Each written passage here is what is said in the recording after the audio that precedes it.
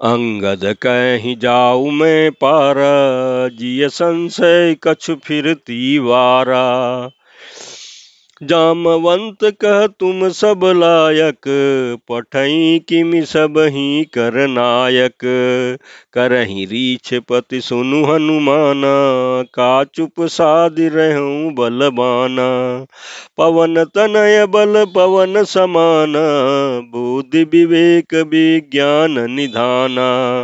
कवन जो काज कठिन जग माही, जो नहीं होई तात तुम पाही।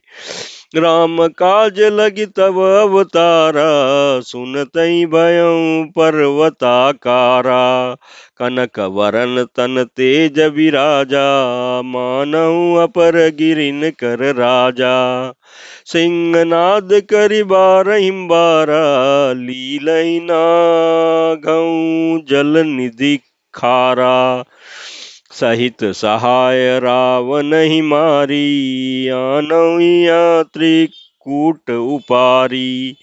जामवंत मैं पूछहु तो ही, उचित सिखावन दीजहु मोही। इतना करहु तात तुम जाई, सीतहि देखि कहूँ सुधियाई। तब निज भुज बल राजीव नैना, कौतुक लागी संग कपिसेना। कपिसेन संग संगारि निश्चर, राम सित ही आनी है। त्रैलोक पावन सुजसु सुर मुनि, नारदी दादि बखानी है।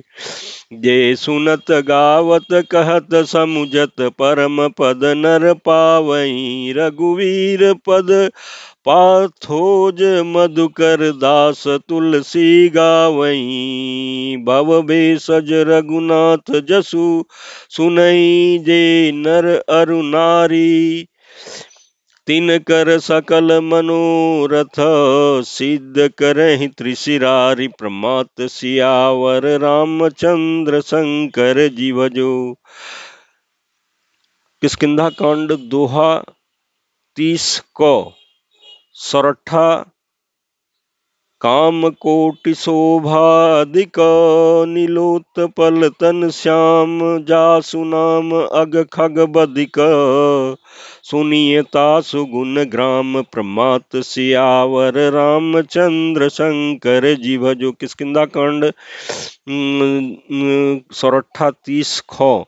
इस चौपाई के प्रसंग में तुलसीदास जी कहते हैं कि अंगद ने कहा, मैं पार तो चला जाऊंगा, परंतु लौटते समय के लिए हृदय में कुछ संदेह है। जामन ने कहा, तुम सब प्रकार से योग्य हो, परंतु तुम सबके नेता हो, तुमको कैसे भेजा जाए। ऋक्षराज जामन ने हनुमान जी से कहा, हे हनुमान, हे बलवान, सुनो, तुमने यह क्या चुप्पी साध रखी है। तुम पवन के पुत्र हो और बल में पवन के समान हो। तुम बुद्धि विवेक और विज्ञान की खान हो। जगत में कौन सा ऐसा कठिन काम है जो हे तात तुमसे न हो सके। श्री राम जी के कार्य के लिए ही तो तुम्हारा अवतार हुआ है। यह सुनते ही हनुमान जी पर्वत के आकार के अत्यंत विशालकाय हो गए। उनका सोने का रंग है, शरीर पर तेज सुशोभित है, मानो दूसरा पर्वत का राजा सुमेरु हो। हनुमान जी ने बार बार सिंहनाद करके कहा, मैं इस खारे समुद्र को खेल ही खेल में लांग सकता हूँ और सहायकों सहित रावण को मारकर त्रिकुट पर्वत को उखाड़ कर यहाँ ला सकता हूँ। हे जामवन, मैं तुमसे पूछता हूँ, तुम मुझे उचित सीख देना कि मुझे क्या करना चाहिए। जामवन ने कहा, हे तात, तुम जाकर इतना ही करो कि सीता जी को देखकर लौट आओ और उनकी खबर कह दो। फिर कमल नयन श्री राम जी अपने बाहुबल से ही राक्षसों का संहार कर सीता जी को ले आएंगे। केवल खेल के लिए ही वे वानरों की सेना साथ लेंगे। वानरों की सेना साथ लेकर राक्षसों का संहार करके श्री राम जी सीता जी को ले आएंगे।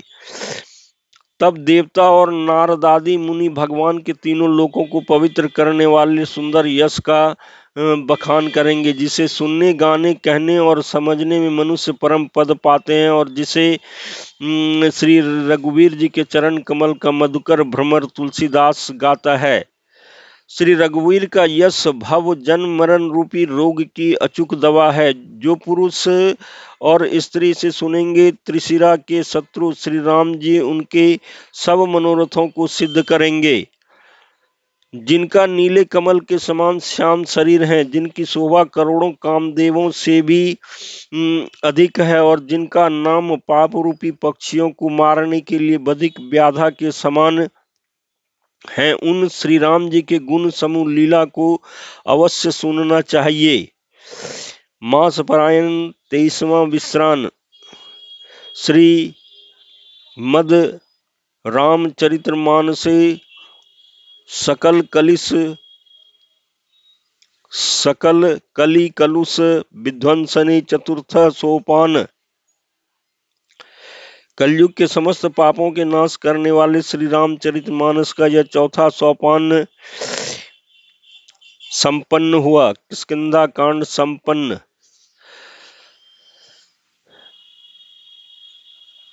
श्री गणेश